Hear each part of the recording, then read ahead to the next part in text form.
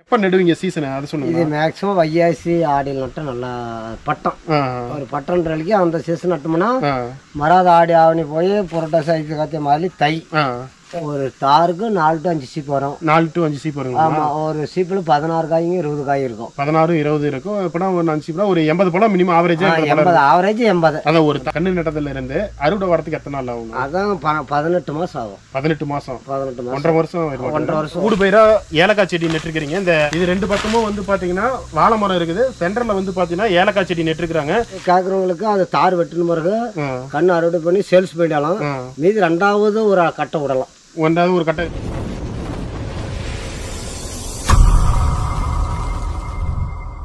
வணக்கம் and welcome to Prabhu trucker channel. இன்னைக்கு வந்து பாத்தீங்கன்னா நம்ம கொல்லிமலையில தாங்க இருக்கிறோம். கொல்லிமலையில வந்து பாத்தீங்கன்னா செங்கர பக்கத்துல வந்து சுண்டக்காட்டுல தாங்க இருக்கோம். இந்த வீடியோல வந்து பாத்தீங்கன்னா செவ்வாழை எப்படி சாகுபடி பண்றாங்க தான் இந்த வீடியோல உங்களுக்கு காட்ட போறேன். நான் எதனால இந்த செவ்வாழை பழத்துக்கு இவ்வளவு முக்கிய தரேன்னா இதுல நிறைய மருத்துவ குணங்கள் நிறைய இருக்குங்க. மதிப்பு கூட்டு பொருட்கள் நிறைய பண்றாங்க இந்த செவ்வாழை பழத்துல. இன்னும் சொல்ல போனோம்னா கீழெல்லாம் வந்து பார்த்தீங்கன்னா செவ்வாழை பழத்தில் வந்து மேக்ஸிமம் வந்து பார்த்தீங்கன்னா ஒரு 5 இன்ச்சு ஒரு 6 இன்ச்சு அந்த சைஸுக்கு தான் இருக்கும். ஆனால் இங்கே இருக்கிற செவ்வாழை பழம் வந்து பார்த்தீங்கன்னா ஒரு 10 இன்ச்சு 12 இன்ச்சு பார்த்தீங்கன்னா ஒரு அடி இதுக்கு லென்த்துக்கெல்லாம் இருக்குது. அவ்வளோ பெரிய பெரிய பழம். இங்கே இருக்கிற செவ்வாழை பழத்தை பார்த்து தான் எனக்கு இந்த வீடியோ எடுக்கணும்னு ஆசை வந்துச்சு. ஐயா வணக்கங்க. வணக்கம். உங்கள் பேருங்கய்யா? சுண்டக்காடு. சுண்டக்காடுங்களா? சரிங்கண்ணா. ஒரு 3/4 ஏக்கரில் வந்து பார்த்தீங்கன்னா செவ்வாழை மரம் வந்து சாகுபடி பண்ணிட்டு இருக்கீங்க. இதுக்கு வந்து பார்த்தீங்கன்னா உழவு கூலி வந்து பார்த்தீங்கன்னா மேக்ஸிமம் ஏன்னா நிறையா இது பார்த்துருக்கோம். ஒரு 3000-4000 ரூபா பக்கமாக இதுக்கு வந்துருக்கும். இதுக்கு என்ன கரை பிடிக்கிற மாதிரி எதாவது போட்டிருக்கீங்களாங்க? எதனால் நான் கேட்குறேன்னா இந்த இதை வந்து பாருங்கள், இந்த கரை அப்படியே இங்கே காட்டுங்கண்ணே.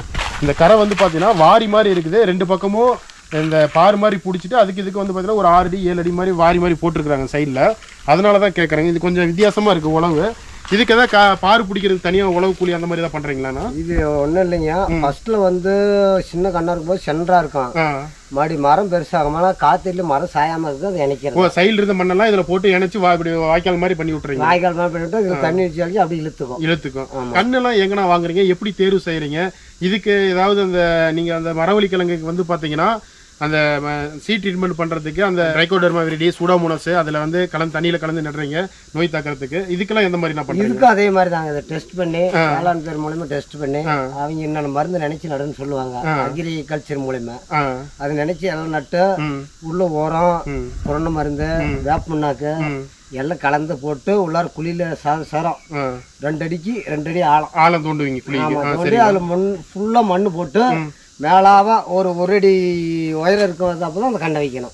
2 அடி தோண்ட பிறகு 1 அடியில் அந்த இதெல்லாம் போட்டு மூடிட்டு அதுக்கு 1 அடி இருக்கும்போது இந்த மண்ணு உள்ள லூஸ் கண்டாக்ட் இருந்து தான் அந்த வேறு இறங்கும். சரிண்ணா. இப்போ இந்த கண்ணுலாம் எங்கன்னா வாங்குறீங்க? என்ன ரேட்டுக்கு வாங்குறீங்க அதை பத்தி சொல்லுங்க. கண்ணு வந்து மேக்சிமம் கொல்லிமேல எல்லா இடத்துலயும் கிடைக்குங்க. சரிண்ணா. இது வந்து ஒரு கண்ணு வந்து 20 ரூபா தரமான கண்ணு பிரிச்சு காட்டுக்காரட்ட கேட்டு அவங்களே எடுத்து கொடுப்பாங்க. அப்படி நம்மளே எடுத்தோம்னா ஒரு 5 ரூபா கம்மி. ஆனால் வந்து இது நட்டு வந்து ஒரு 1.5 வருஷம் ஆகும் அதனுடைய ஈல்டு கிடைக்கிறதுக்கு. இப்போ வந்து ஒரு கண்ணு வந்து பார்த்தீங்கன்னா நீங்கள் 20 ரூபா சொல்லியிருக்கீங்க. இப்போ வந்து பார்த்தீங்கன்னா ஒரு 3/4 ஏக்கருக்கு எத்தனை கண்ணு நான் வாங்கியிருக்கீங்க? 3/4 ஏக்கருக்கு ஒரு 500 கண்ணுங்க. 500 கண்ணு. 500 கண்ணுனா ஒரு கண்ணு 20 ரூபானா 2 10 10,000 ரூபா பக்கமாக வந்துருச்சு கண்ணுக்கு. அது இல்லாமல் உழவு கூலி ஒரு 4000 ரூபா பக்கமாக வந்துடும். அதுல இல்லாமல் இன்னும் இதில் வந்து ஊடு பயிரா வந்து பார்த்தீங்கன்னா அந்த ஏலக்காய் செடி நெட்டிருக்காங்க. அப்படிங்க காட்டுங்க. இதில் வந்து பார்த்தீங்கன்னா இந்த ஊடு பயிரா ஏலக்காய் செடி நெட்டிருக்கிறீங்க. இந்த ஒரு ரோ வந்து பார்த்தீங்கன்னா வாழை மரம் இருந்துச்சுன்னா இன்னொரு ரோவில் வந்து பார்த்தீங்கன்னா இந்த ஏலக்காய் செடி சென்டரில் இதை பாருங்க. இந்த வீடியோ பாருங்க. இது 2 பக்கமும் வந்து பார்த்தீங்கன்னா வாழை மரம் இருக்குது. சென்டரில் வந்து பார்த்தீங்கன்னா ஏலக்காய் செடி நெட்டிருக்கிறாங்க. இந்த ஏலக்காய் செடிகள்லாம் எங்கெங்க வாங்கினீங்க? ஏலக்காய் செடியெல்லாம் வந்து மேக்சிமம் மலையிலே வந்து தரம் பிரித்து இங்கே மலையிலே வாங்கிக்கலாம். சரி.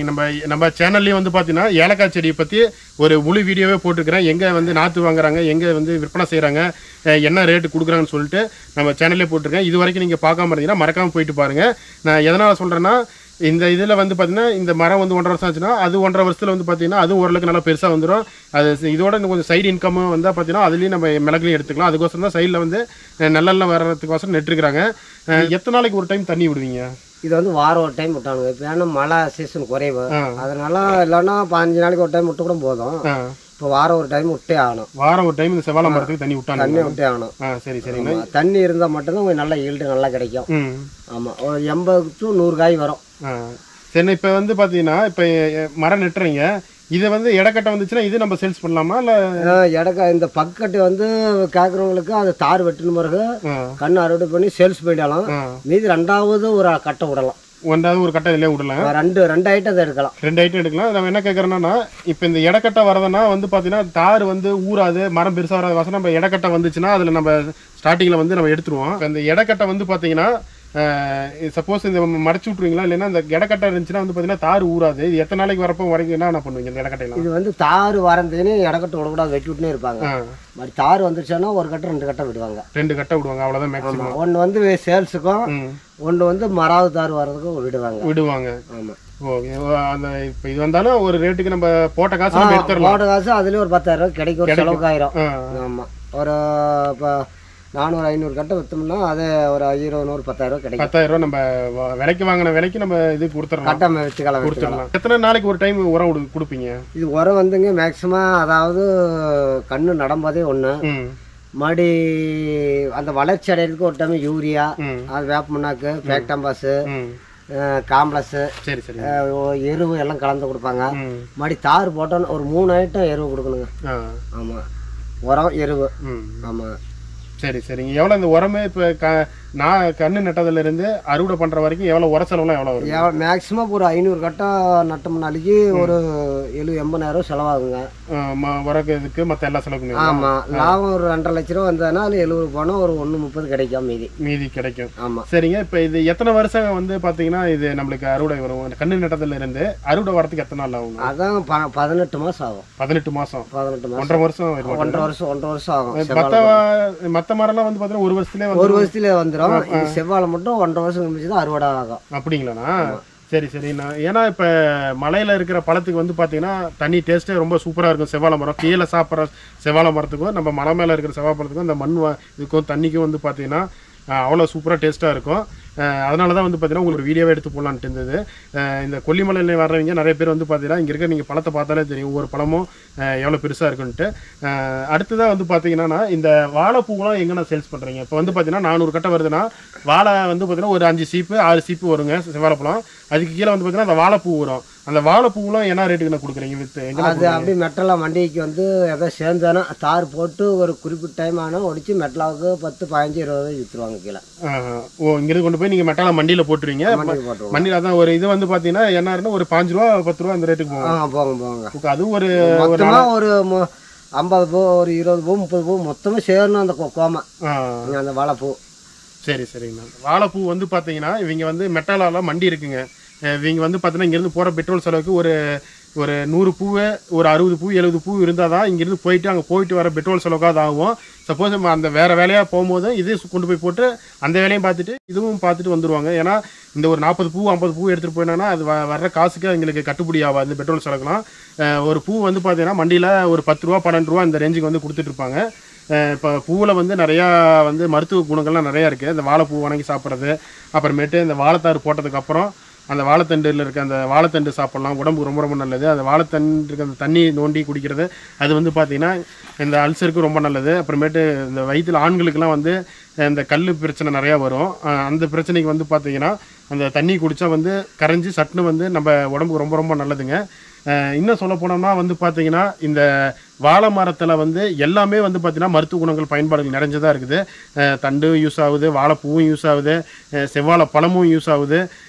இந்த மரமே வந்து பார்த்தீங்கன்னா ஒரு மருத்துவ குணம் வாய்ந்த ஒரு செவ்வாழை மரங்க. இந்த மாதிரி செவ்வாழை பழம் வந்து பார்த்தீங்கன்னா டெய்லியும் ஒரு பழம் சாப்பிட்டீங்கன்னா நீங்கள் வந்து ஹாஸ்பிட்டலே போக தேவையில்லைன்னு சொல்லுவாங்க. ஆப்பிள் பழம் சாப்பிட்டா டெய்லி ஒரு பழம் சாப்பிட்டா வந்து நம்ம ஹாஸ்பிட்டல் போக தேவை. அந்த மாதிரி வந்து பார்த்தீங்கன்னா இப்போ அந்த செவ்வாழை பழம் சாப்பிட்டாலும் அந்த அளவுக்கு நம்மளுக்கு வந்து நோய் எதிர்ப்பு சக்தியாக இருந்தாலும் சரிங்க, இந்த வாழைப்பூ சாப்பிட்டாலும் சரிங்க, தண்டு சாப்பிட்டாலும் சரிங்க, அவ்வளோ வந்து உடம்புக்கு ரொம்ப ரொம்ப நல்லதுங்க. அடுத்ததாக வந்து பார்த்தீங்கன்னா முக்கியமானது என்னன்னா நடுவீங்க சீசனு அதை சொல்லுங்கள். இது மேக்ஸிமம் வையாசி ஆடியில் நட்டால் நல்லா பட்டம் ஒரு பட்டம்ன்றதுக்கு அந்த சீசன் நட்டோம்னா மராத ஆடி ஆவணி போய் புரட்டாசி ஐந்து காத்திய மாதிரி தை பொங்கல் அடுத்த பொங்கலுக்கு அறுவடை வர மாதிரி வந்துடும். அறுவடை வந்துடும் பொங்கலுக்கு வர மாதிரி வரும். 1.5 வருஷம். 1.5 வருஷம். அந்த சீசன் வந்து ஆடி ஆவணி இந்த இதுல என்ன சொன்னீங்க? வைகாசி ஆடி இந்த 2-3 மாசத்துக்குள்ளே இதை நட்டுருவீங்க. சரி சரி. இப்ப நம்ம கொல்லிமலையில பொதுவா வந்து பாத்தீங்கன்னா மழை சீசன்னா எப்பனா வரும் கொல்லிமலையில? மழை சீசன் வந்து கோடை மழை இப்ப சித்தரில் பெய்யுங்க. அவர் வைகாசி. இந்த வருஷம் கொஞ்சம் மழை அளவு கொஞ்சம் குறைவு. மறுபடியும் அதை விட்டாலேக்கு ஐபிசி காத்தியா அது வந்து அடமலை. இப்ப வந்து பருவமழை பெய்யணும். வெயில நீதான் வரணும். ஏன்னா இப்ப பார்த்துனாவே அங்கங்கே மோடம் போட்டு காற்று அடிச்சிட்டு இருக்குது. மழை வரதுக்கான சான்சஸ் ஏன்னா சுற்றிலும் ஏரியாவில் அங்கங்கே மழை பெஞ்சிட்டு இருக்குது. அந்த ஒரு நம்பிக்கையில் தான் எல்லாரும் இங்கே இருக்கிறாங்க.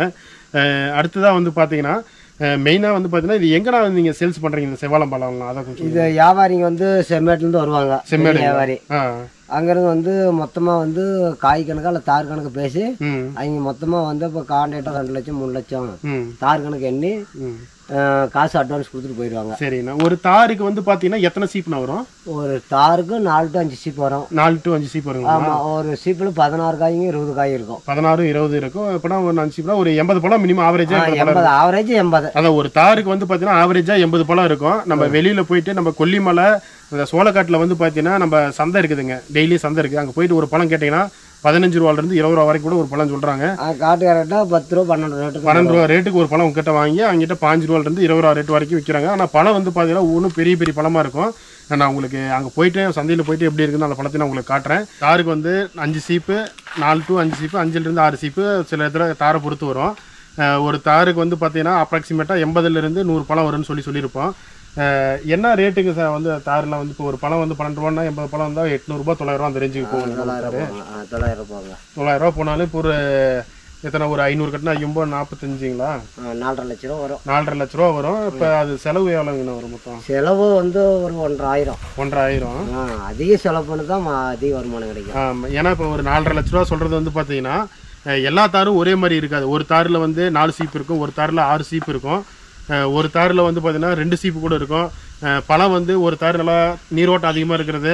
சில இடத்துல வந்து பார்த்தீங்கன்னா தார் வந்து நல்லா பழம் முறுக்கமாக இருக்கும், சில இடத்துல கம்மியாக இருக்கும். அந்த இடத்துல இது போக ஒரு 3.5 லட்ச ரூபா வந்து பார்த்தீங்கன்னா நம்மளுக்கு மொத்த வருமானம் வரும். அதில் வந்து பார்த்தீங்கன்னா செலவே வந்து பார்த்தீங்கன்னா ஒரு 1.5 லட்ச ரூபா பக்கம் போயிடும்.